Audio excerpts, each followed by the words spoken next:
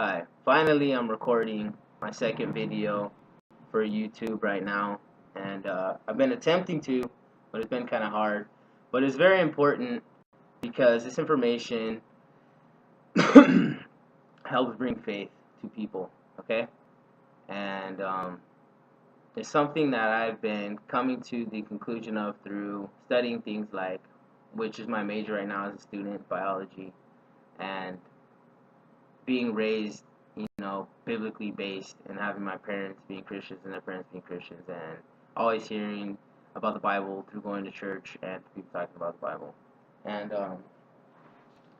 today, what I want to say is very important, and it has to do with the fact that in your spirituality, if you're not worshiping the masculine and feminine aspect of your higher power of Yahweh, and knowing that God is not alone in heaven, then you are very, very unfulfilled in your relationship with this higher power. Okay? Here's the proof behind this.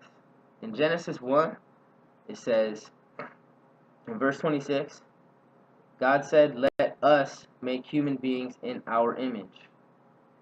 Now, he says, "Let us make human beings." Us means more than one person. So, he's saying, "Let us make human beings."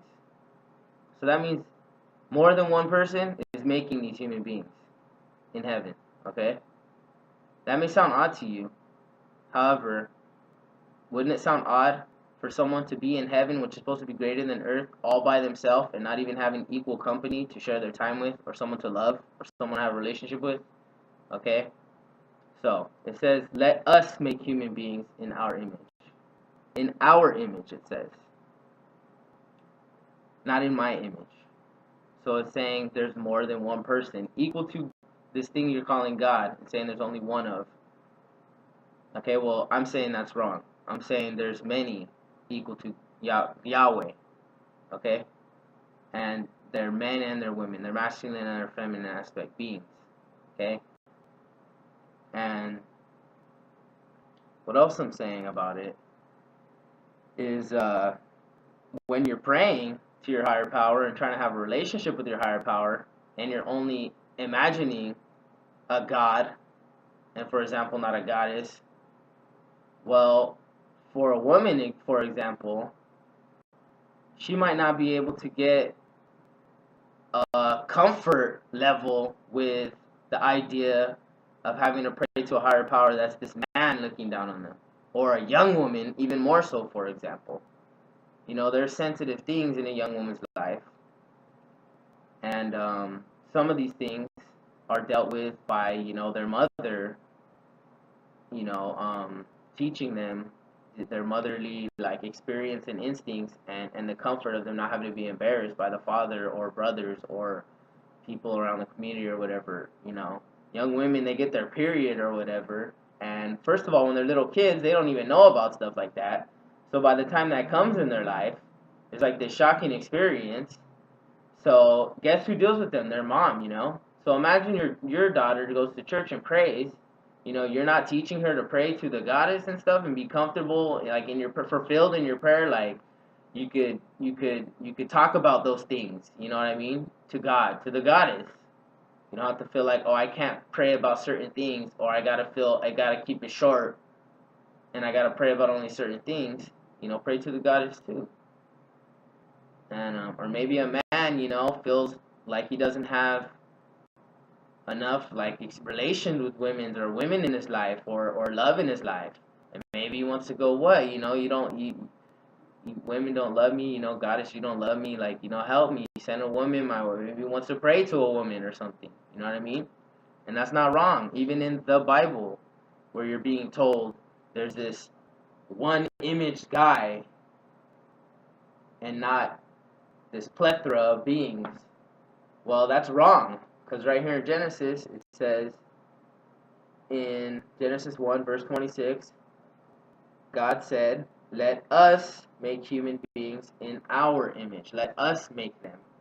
He didn't say, "I'm going to make them," or "I made you." He's saying, let us make human beings in our image. So obviously he has company. And it says in the image, well, where's the human being? So look around. If we're in the image of our higher power, there's women and there's men. So that's a very important thing. And you just might be selling yourself short by thinking there's this one God and it's a man. Okay? Next thing I wanted to get into was in the Bible how it says that the rich man will not make it into heaven. And it'd be more likely for this that a camel may fit through a needle than a rich man to make it in heaven. Okay? There's something that I realized, okay? This came from me being into watching where I'm making videos, physics videos on YouTube. And when I'm bored sometimes, I just like to watch things on everything from conspiracy theories to spirituality things to science things. And I came across some videos on time travel. And it was talking about how right now this time machine is out that can fit a molecule through space and through time. And there's something that me being a biology major, even though I'm a lagger and a procrastinator in school, that is my major, and taking a couple biology classes, and tell you the truth, I get really into specific things more so than being the type of person who is a good test taker that can identify, if the familiar, phrase from A to D, 4 choices, and it pops out as, oh yeah, that's what it is. I can explain to you what that stuff's all about, but not every single thing because I didn't get the time in that little period in that class to learn in depth every single area of coverage. So anyway, the point is very simple. This camel, it says, is easier to fit through this needle than a rich man is to get into heaven. I'm going to tell you why that totally makes sense and is logical. The reason is because the camel going through the rich man getting into heaven, a rich man cannot explain to me how he's going to get into heaven. That will be impossible for him to do because heaven is not anything that we know even exists for a fact. It's an idea and it's based in faith. Okay? So, for a rich man to prove to me he's going to get into heaven, he can't do it. You want to hear how it's more logical for a camel to get through a needle? Well, that camel, just like everything else on our planet, has DNA, okay? So, for example, take a piece of hair from that camel. That piece of hair has DNA, like everything, okay? And that DNA has the identity of the whole camel, okay? The camel's eye color, the camel's size, the camel's sex, everything, okay? This camel that we, at one time in science, wouldn't have the technology, we couldn't dream of being able to identify all of those aspects just by one hair of a camel. One day, we may be able to clone the camel just by the one hair of the camel. Why? Because the whole identity is in that one piece of hair, okay? So, here's how logical and probable it is to get that whole camel through this needle. That piece of hair is thinner than the needle, and it would fit through that needle, okay? So, is it more probable for a rich man to tell you how he's going to get into heaven and prove it with this word heaven, everyone and their mama having their own understanding of it and having their own right to and having their own weight behind it, equal faith-based weight because there's no proofs of it, okay? He cannot tell you that because everyone else will not agree, okay? Because that's something that you may get little insights into, but you don't get the whole understanding of, okay? But to explain how a camel can fit through a needle is very logical and very simple to explain, okay? Something I discovered and realized sitting there is that Bible, like my major biology is the Bible's last entry. Biology is Bible's last entry. Before it is your basic instructions before leaving Earth. Because basic instructions don't come under a title, for example, Christianity with one book with all these denominations.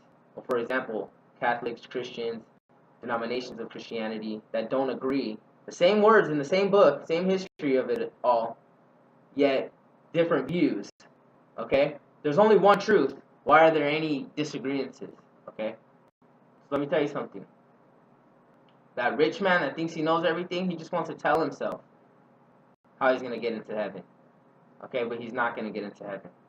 Because it'd be easier to explain how a camel can get through the tip, to get through a needle, than a rich man to get in heaven, okay?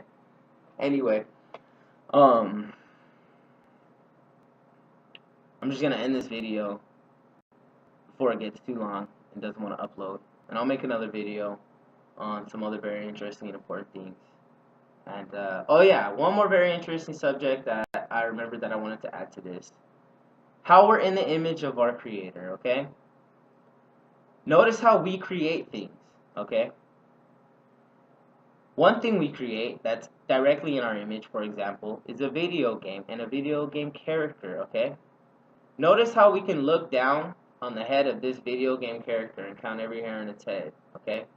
Notice how we could see it and look down on it as human beings, as creators, okay? Notice how it can't look up towards us, okay?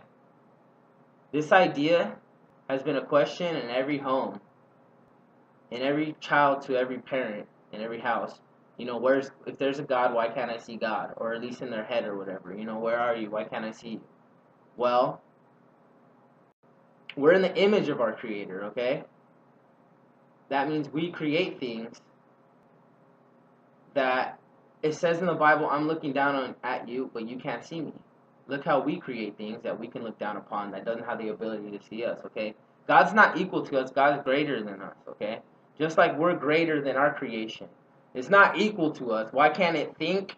Because it's not us. Because we created it, okay? It's in our image. We didn't create human beings. God created human beings, okay? We can continue life, the process of life, and having human beings. However, what we're responsible for creating is things that are in our image like that, in reflection to us, that are not equal to us. Like a human being to entire power of God is like a video game to us. And we're looking down at it and it can't see us. Okay? That's like God's looking down at us, but we can't see it. The other thing is, Yeshua, the Messiah, who I believe I am, guess what he says in the Bible? He says, my body is my temple is my pride. Like he enters this body. It's not really him. It's not his real existence and his real, fathomable like life or like tangible life or whatever. This is an extension of his life, okay? This is the temple of his life. Now let me say something. Imagine you play a video game. Do you just jump into the screen? Like, why can't we see God? Does he just jump into our world and say, I'm right here anytime? Why wouldn't they want to? Why wouldn't angels and gods all the time show themselves to millions of us? The same reason why you don't just jump and do whatever you want. This is an intelligent design. Not just anything goes. We didn't fart the world out. God didn't fart the world out. He made it. It's accomplishment. Okay? Just like our creations are accomplishments that we're looking down on. And when we want to enter that realm that we're looking down on but can't look it up at us, we're controlling a character that's not really me. Like Jesus is saying, this body is not me. It's it's my temple. I'm entering it. I'm controlling it. Okay? So he's standing them in front of the flesh just like them. Just like you walk up to your video game character. But you're not really walking up to it. The thing you're controlling is, okay? So the Messiah appears equal to you because this is just a vessel the Messiah is using to be into this world, this lesser realm, created for the pleasure of the Most High, it says. And you may say, why? If heaven's so great, why create a lesser world? How stupid. First of all, why create a video game as a human being? How stupid. Go out there and just get killed. You know what I mean? Don't play the game. So, another thing. In heaven is eternal. Heaven goes on forever. Okay? Just know, being born in this world, the way it works, you're born in bliss. Okay? It's not a guaranteed thing. It's a little bit of uncertainty. Something that heaven doesn't have. It never stops. Okay? Being born here, this is the first, this is a new thing. And when you're born, it's a new thing. It's not a thing that you've known for 1 trillion years before, because it's eternal. Okay? So that bliss may be something seeked from deity to earth. Excitement, bliss, certain things. You feel me? But anyway, like I said, I'm going to try to keep this short. I know that was good. I know that was worth adding. And you know, just like we got the sun in the sky, putting the energy into our world, our video games, TVs, computers have electricity in these circle cords, in these circle penetration holes, lighting that world up that we created. We're looking down on, okay? We're in the image of our creator. We create as human beings. Animals don't create things. We do. We're human beings, okay? We're animals, but we're a very special one, okay? We're the steward to all the other animals. We're in the image of our creator. And we're creators, looking down on our creations, okay? Entering these temples of pride. That's not really us, okay? So I hope that makes sense. Have a great night. God bless. Excuse me. Shalom, shalom. I love you. Good night.